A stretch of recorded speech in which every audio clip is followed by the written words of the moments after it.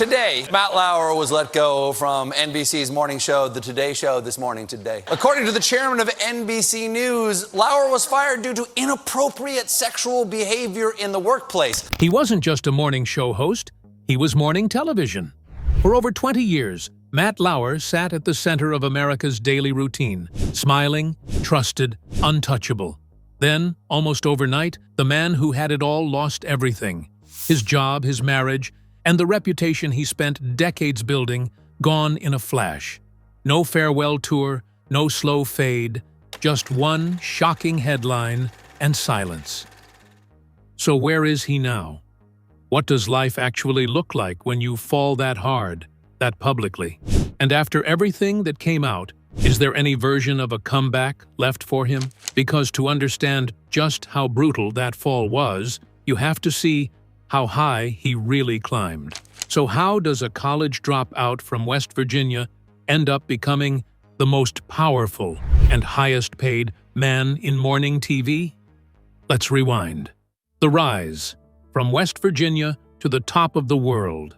Before we talk about where Matt Lauer is today, you have to understand just how high he had climbed, because the fall only makes sense when you truly understand the height. Matt Lauer was born in New York City on December 30, 1957.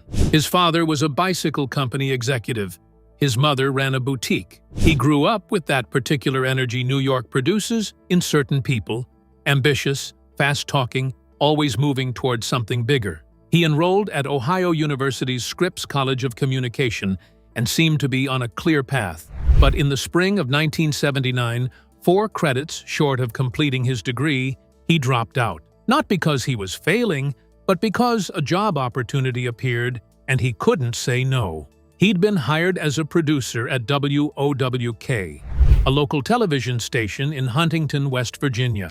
It was the absolute bottom of the ladder in a very small market. But Lauer put his head down, learned the business from the ground up, and within a year had moved from producing to on-air reporting. Over the next decade, he worked his way up the East Coast: Boston, Philadelphia, Providence, Richmond, hosting local talk programs, filling in on news broadcasts, doing the unglamorous grinding work that most people give up on. In the 1980s, Matt Lauer was grinding it out in local TV, bouncing between stations and building his name the old-school way. He spent time co-hosting PM Magazine in different cities before leveling up into bigger hosting gigs and more serious news roles. By 1989, he had relocated to New York City, where he hosted a daily live 3-hour interview program called 9 Broadcast Plaza. He was getting closer. You could feel the trajectory building. In 1992, the break he'd been working toward for 13 years finally arrived. NBC hired him. He became co-anchor of Today in New York alongside Jane Hansen, working out of the local WNBC station.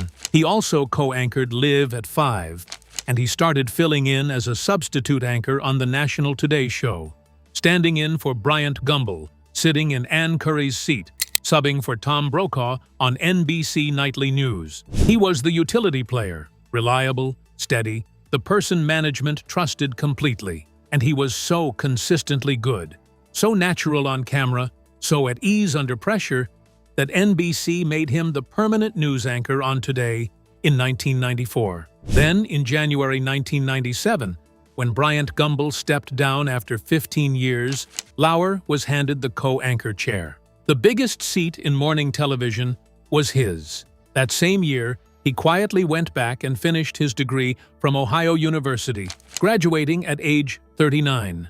2 decades of grinding had led to this moment. Alongside Katie Couric, already one of the most beloved personalities in morning television, Lauer found his stride almost immediately. The chemistry was undeniable, and Today dominated the ratings like few programs in the history of the format. He interviewed presidents, world leaders, celebrities, and survivors. He broadcast from 7 Olympic Games and circled the globe more than 10 times. His most famous recurring segment, Where in the World is Matt Lauer?, sent him to some of the most remote locations on the planet, from Bhutan to Easter Island to the Great Wall of China. logging over 150,000 travel miles across more than 25 destinations worldwide. Some of his most memorable moments came from interviews that went sideways in the best way. In 2005, his exchange with Tom Cruise over psychiatry and Scientology made national headlines, and rather than hurting Lauer, it showed he wasn't a pushover, boosting his credibility considerably. He sat down with 3 sitting presidents, conducted exclusive interviews with world leaders, and covered nearly every major news event across 2 full decades. Forbes estimated his 2012 contract paid him $25 million a year, more than any other news anchor in the country. For a morning show host, that number tells you everything about how indispensable NBC believed him to be. By any measure, Matt Lauer was at the absolute top of his profession. He was not just a television personality. He was an institution. But here's the thing about power. The more you have of it, the easier it becomes to hide what you're really doing with it. And behind all the contracts, the interviews, and the morning show dominance, something very dark was quietly building. So what were the warning signs that everyone around him either missed or chose to ignore? The cracks beneath the surface. But even at the peak of his power, things were not quite what they appeared to be. There had been whispers about Lauer's behavior for years, industry gossip, rumors that circulated in New York media circles but never quite broke through into public view. At NBC's 2008 Friars Club roast, several of his colleagues made jokes about his reputation for having relationships with staff members. Those jokes landed in a room full of people who worked in the industry. They laughed. They moved on. It wasn't unusual. This was the culture of the time. More publicly damaging was the way his co-anchor partnerships tended to end. Katie Couric, the most beloved co-anchor Today had ever had, left in 2006 for CBS. Her departure was handled with 2 weeks of tributes, a genuine farewell. Lauer had been her partner for nearly a decade, and the transition to Meredith Vieira felt relatively smooth. But when Vieira left in 2011 and Ann Curry was promoted to the co-anchor chair, things began to unravel in a way the public could see. Curry was talented, experienced, and beloved by viewers. She had been a news reporter and anchor at Today since 1997. But within a year of being elevated to co-anchor, she was being forced out. Reports emerged that Lauer had told NBC brass he simply didn't like Curry and wanted her removed. The operation to ease her out was reportedly given an internal nickname, Operation Bambi. When Curry's final day arrived, it was devastating to watch. 5 million viewers, the majority of them women, watched Curry spend her last appearance on the Today Show couch, openly weeping, devastated at having to leave after only a year.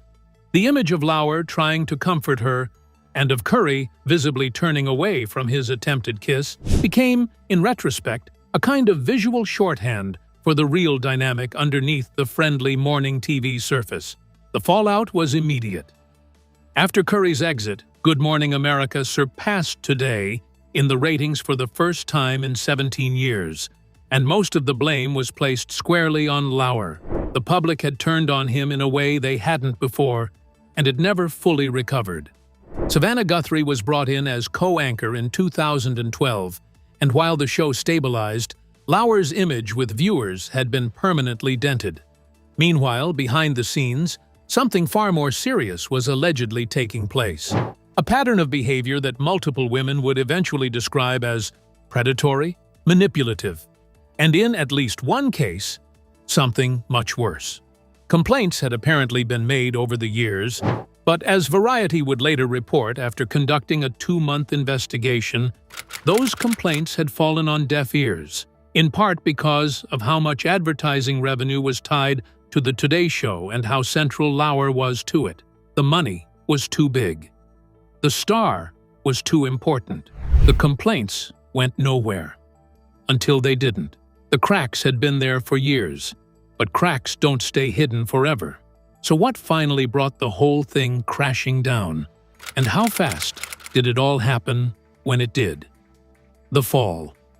The date was November 29, 2017. It was a Wednesday morning, And instead of Matt Lauer greeting viewers from the Today anchor desk the way he had nearly every weekday for 20 years, it was Savannah Guthrie, visibly shaken, voice cracking, holding back tears, who delivered the news.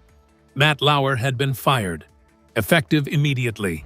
NBC had received a detailed complaint from a female colleague about what NBC News chairman Andrew Lack described as inappropriate sexual behavior in the workplace.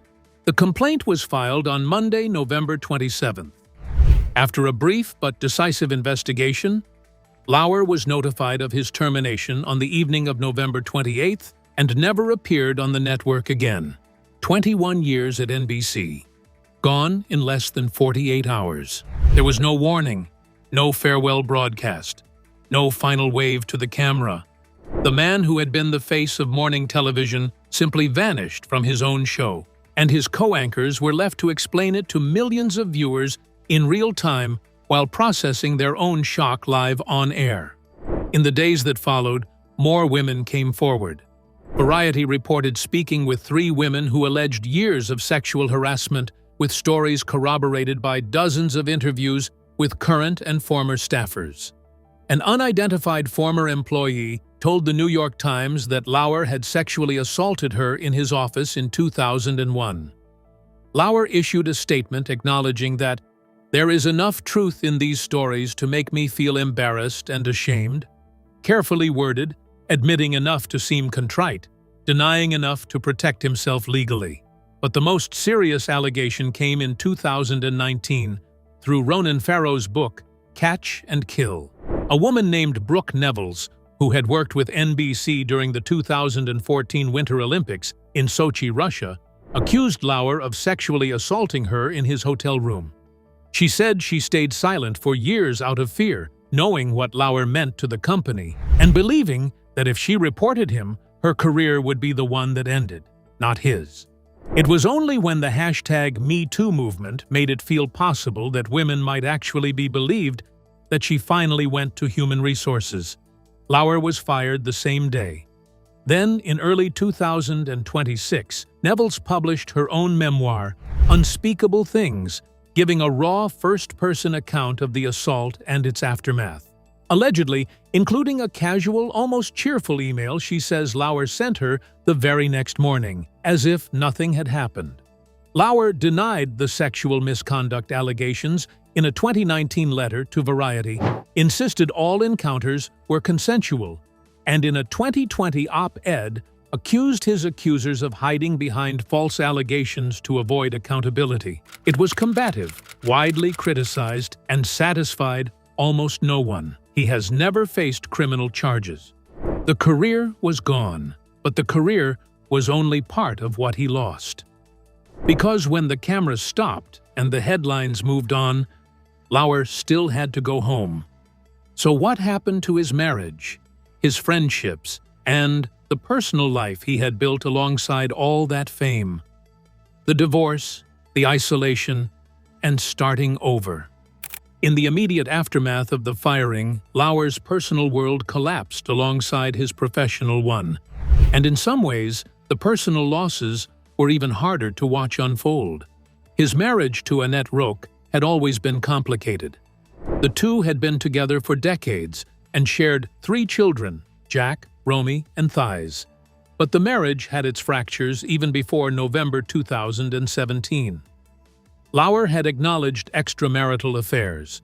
The allegations that became public only confirmed what the relationship had apparently been quietly enduring for years. In July 2019, Roque filed for divorce.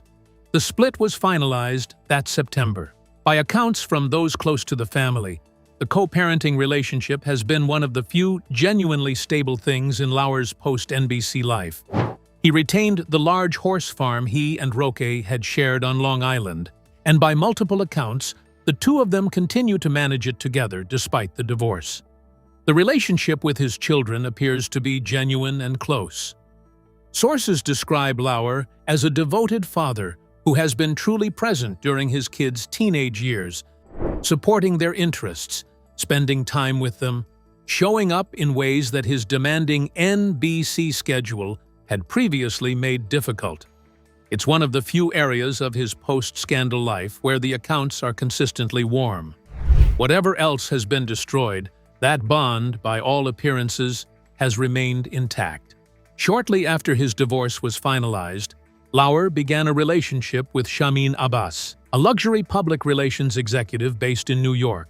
The two had known each other for over 2 decades before becoming romantic, a long friendship that evolved into something more in the aftermath of the most painful period of his life. A source described their connection as having been built on a solid foundation of friendship and shared professional history, and noted that as a couple they have grown genuinely close over the years. They maintain a low profile by design. They travel. When not in the Hamptons, Lauer and Abbas reportedly love spending time in New Zealand, where Lauer has maintained a home. But the social world around him contracted dramatically in the years immediately following the firing. For a long time, Lauer went almost completely dark. He wasn't talking to former colleagues. He wasn't reconnecting with old friends from the NBC days. Even people who had quietly stood by him in the early period found themselves frozen out. Sources told people that Lauer had iced out many old friends, even people who stuck by him after the Today Show. It was a pattern of withdrawal that seemed to reflect a complex mixture of shame, anger, distrust, and an almost total inability to know who around him was genuinely loyal versus who had only been attached to the power and status he no longer had. His public appearances in those years were essentially non-existent. He was photographed for the first time following his firing in October 2019, simply grabbing breakfast in the Hamptons. That was it. A quiet morning meal, 2 years after one of the most explosive media firings in the history of American television. For a man who had once commanded the attention of millions every single morning, the invisibility was striking. No interviews, no public statements beyond his written responses to the allegations, no television appearances, no social media. He had simply disappeared. There is something almost eerie about that kind of vanishing. Matt Lauer had spent over 20 years being one of the most visible people in the country. You couldn't avoid him even if you wanted to. He was on your television before you were fully awake. He was on the magazine covers, at the supermarket checkout. He was everywhere. And then, suddenly, he was nowhere. The very quality that had made him so powerful, that omnipresence, that sense of inevitability, was gone completely, replaced by a silence that felt less like peace and more like exile. For years, he was completely invisible. No interviews, no appearances, no trace of the man who was once impossible to avoid. So what happened when he finally resurfaced? And why did one simple photograph send the entire internet into a spiral? The rare sighting that shocked everyone. For most of the period between 2017 and 2024, Matt Lauer was effectively a ghost. You heard about him only when someone else brought him up, when a new allegation surfaced, when Ronan Farrow's book came out, when former colleagues were asked about him in interviews. He never spoke for himself in public, never showed up anywhere that cameras might catch him, never gave the slightest hint that he was interested in re-entering the conversation. Then, slowly, things began to shift. In April 2024, Lauer attended the wedding reception of former CNN host Don Lemon in Manhattan. It was his most high-profile public appearance since the firing, and the significance wasn't lost on anyone paying attention.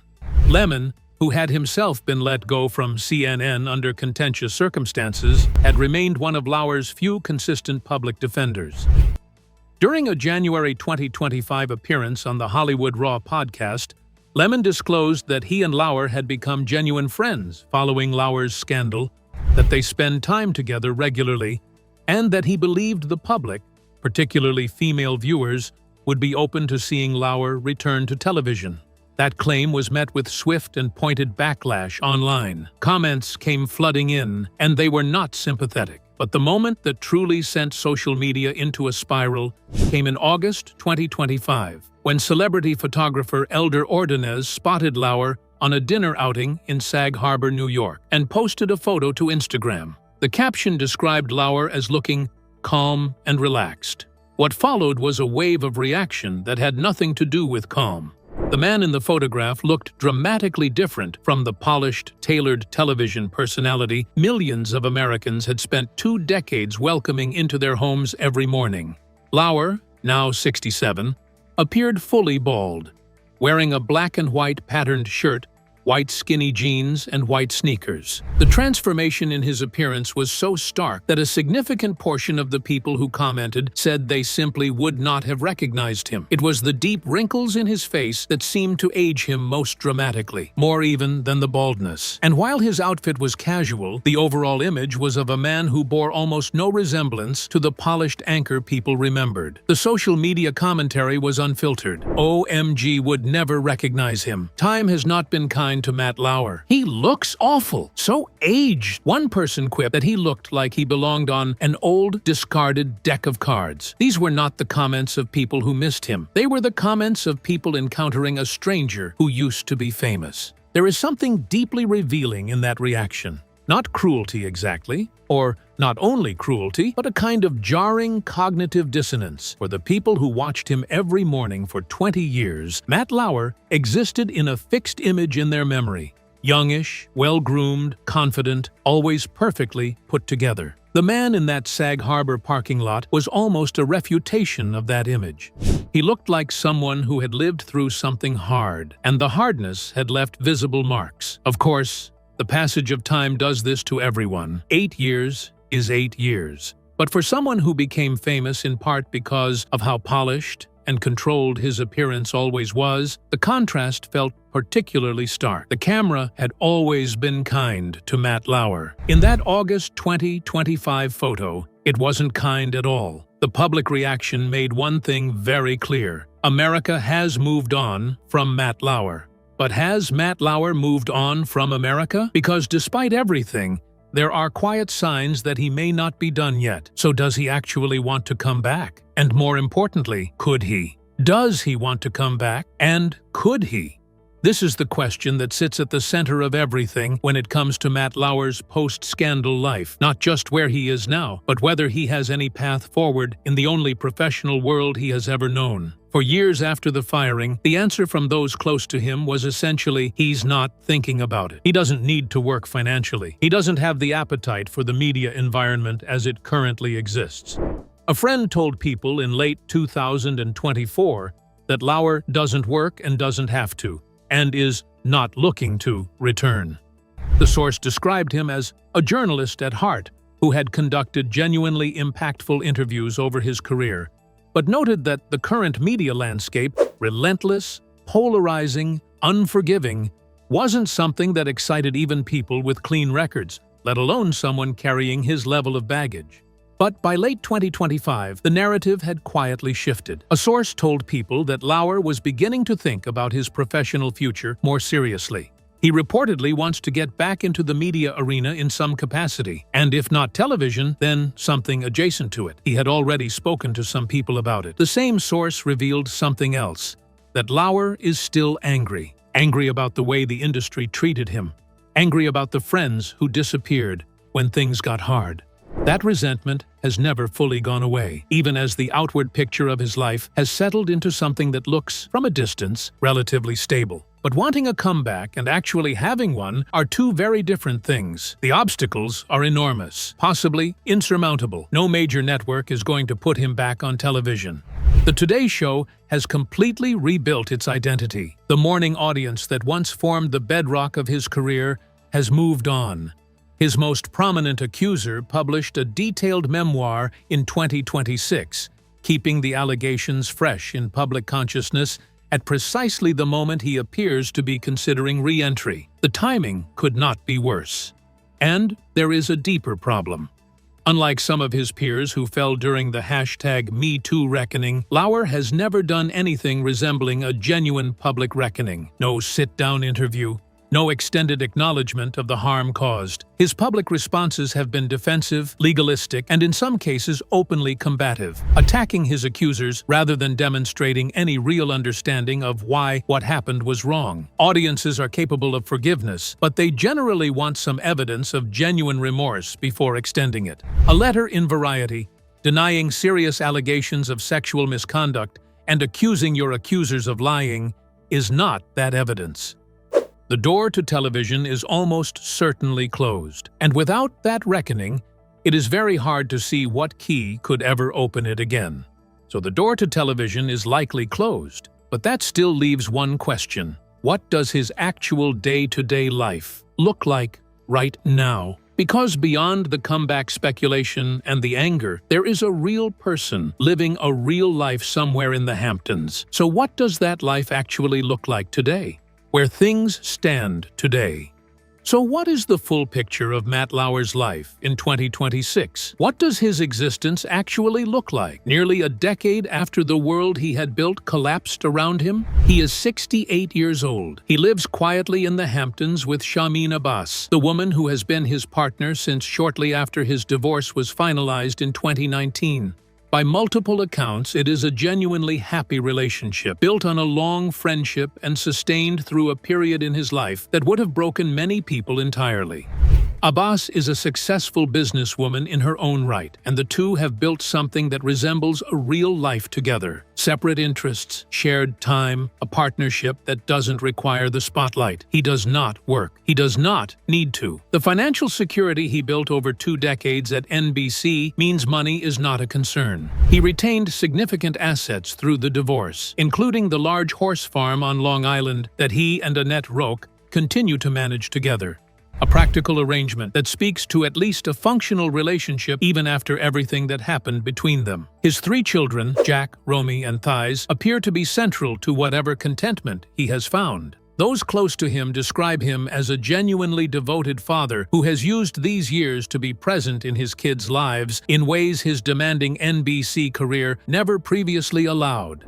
Whatever else has been destroyed, that bond, by all appearances, has remained intact. His social circle has contracted significantly from the industry network that once surrounded him. For years, he barely spoke to anyone from his former life. He has slowly begun rebuilding some of those connections, reaching out to old friends, sending texts, getting back on the phone. But the world he now inhabits is nothing like the one he occupied at the height of his career. He is no longer at the center of anything. And then there is the question of legacy, perhaps the hardest thing to sit with. The career he built was genuinely significant. 21 years at the top of morning television, interviews with sitting presidents, coverage of wars, elections, Olympic Games, national tragedies. The work itself was real. It mattered to millions of people. And yet, the manner of his departure recontextualized all of it. When people remember Matt Lauer now, they don't remember the Tom Cruise interview or the Where in the World segments first. They remember November 29, 2017.